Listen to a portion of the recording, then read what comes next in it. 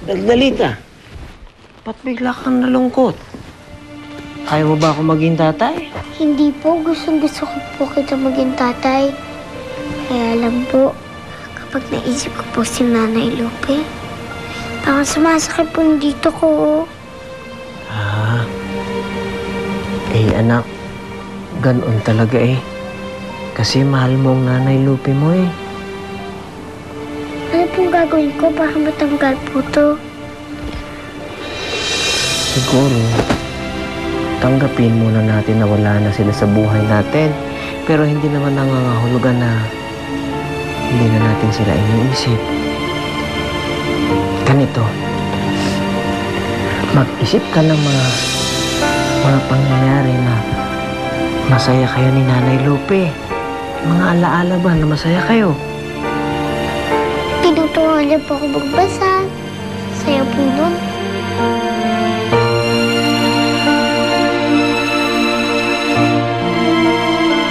Ano pa? Tapos, nagpapakain po kami ng mga hayop. Mahilig din po kasi siya dun sa mga hayop eh. Nanay Lupe, sabi ko ng mga bago, nag-request po sila eh. Palitan daw po yung feeds nila ng damo, uod, at saka suso.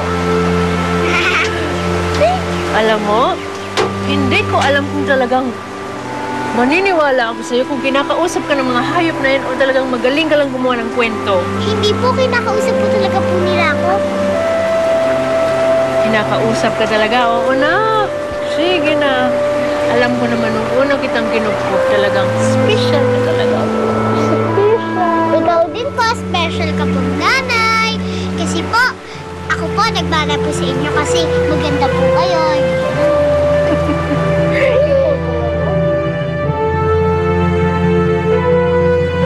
Oh, ano, Daldalita? Nalulungkot ka pa ba? Hindi na po. Naalala ko na po kasi yung mga masasayang alaala po namin ni Nanay Lupe. At dahil na din, kahit wala na sila sa buhay natin, kailanman, hindi mawawala ang kanilang alaala dahil lagi silang nandito. Oh, Daldalita, matulog ka na ha. Huwag ka nang malungkot. Hindi na po. Good night. Hindi po.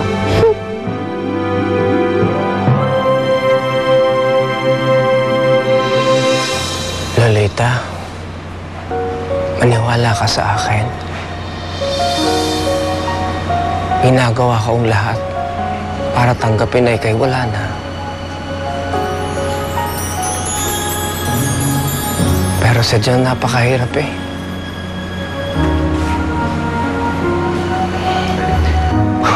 Oh, pare! Anong drama yan? Tamang sinti lang? Oh, yun na lang kita ng maiinom. Nakwento kasi sa akin ni Dondon yung nangyari. Ipakaka ko, kailangan mo ng kaibigan. Pasensya na, Arthur. Wala akong ganang uminom eh. Alam mo, pare, noon, naintindihan ko kung bakit hindi mo mapakawalan yan si Lolita. Dahil yun doon sa posibilidad na magkasakaling makita mo pa siya eh. Pero ngayon, sigurado na tayo na wala na talaga eh. Alam mo, pare, dapat mag-move on ka na. Sige, ikaw din mahihirapan yan.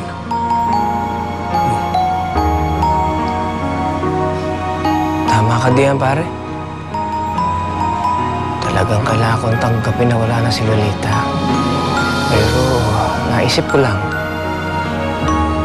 siguro kaya ginawa ng Diyos na makilala ko si Daldalita dahil kahit wala na si Lolita eh, maramdaman ko pa rin yung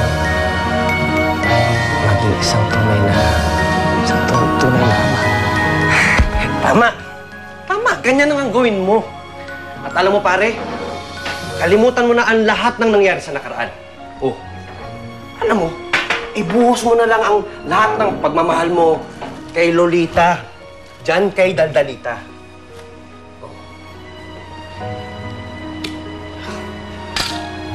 Akala ko ba pare move on na? Oh, bakit ganyan pa rin yung itsura mo? Eh, naisip ko lang si Katrina. Nasaan na kaya yun ngayon? Alam niya kaya yung nangyari kay Lolita? Alam mo, pare, kahit kami nag-away noon,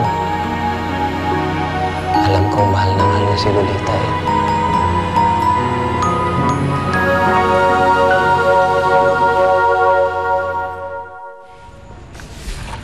Gino, kamusta na si Mr. Loverboy?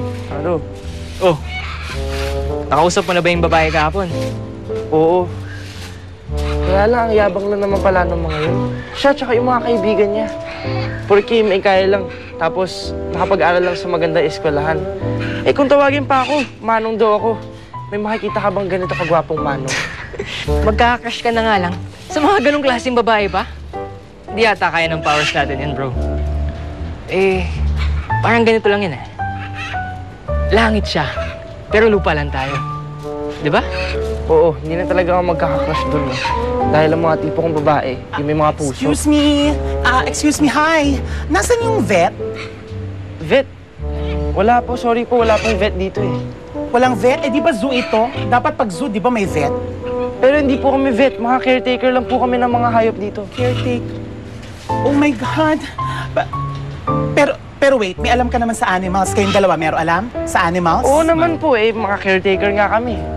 Pwede na yan. Sige, sumama kayo sa akin. Let's go. Tara, kailangan kong tulong ninyo. Bilis, labas na dyan sa hawla. Bilis! Halika na, go boys! Go! Siguradong matutuwa na si Tatay Mateo sa mga handa natin para sa kanya. Nakakatuwa naman, Daldalita. May tatay ka na. Tapos ako na ang nanay mo. Happy family na ulit tayo. Eh, paano naman ako? Ay, pwedeng ikaw yung bacon? Tingin mo, mas masarap talaga yung almusap kung may bacon. Para magkaroon ka naman ng pakinabang. Paupo-upo ka lang dyan eh. Masikip nga ang tiyan ko. Kagabi pa. Kaya naman pala medyo masama ang hangin kagabi. Che! Wow! Ay, mukhang masarap ito ah! Ha? Para sa inyo po yan, Tatay Mateo. O sige po, upo na po kayo. Ay, Daldalita, baka ako yung ma-spoil mo. Hanap-hanapin ko itong almusal mo ah! Hindi naman po kayo may spoil. Kasi po, parati ko naman po kayo gagawan eh. Ganon? Naku, salamat ha? Okay lang naman po yun, Tatay Mateo. Tatay? Did I hear it correctly or did I hear it but not correctly? Ay, Tinawag mong tatay si Mateo? iyon nga, Cherry. Eh, ang sabi ko kay Daldalita, eh, tawagin akong tatay. Total, para ko ng anak ere eh. Nako, eh, napasarap ang kain ko eh. Meron nga pala akong appointment. Meron akong pasyente. Oo, darating na maaga. Ha? Oh, salamat ulit. Sige. Po. Oh, salamat ulit, ha? Bye!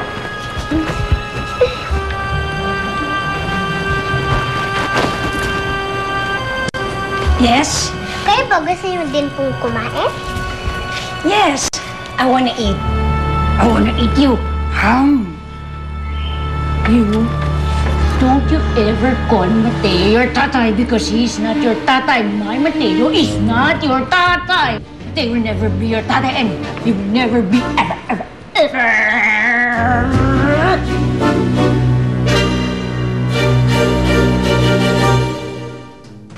Gusto niyo ba maging vet namin dito sa Urban Zoo? Ha? Ikaw ay may utos-utos pa yung president sabi! Malangya ka! Aba! Huwag mo sasaktan si Daldalita. Bisitahin mo ako, baby. Namimiss na kita. Okay, dadalaw ako. Stool. Don't make sumbong-sumbong to Mateo or lagot-lagot to me, okay? Ikaw na, dali sa katang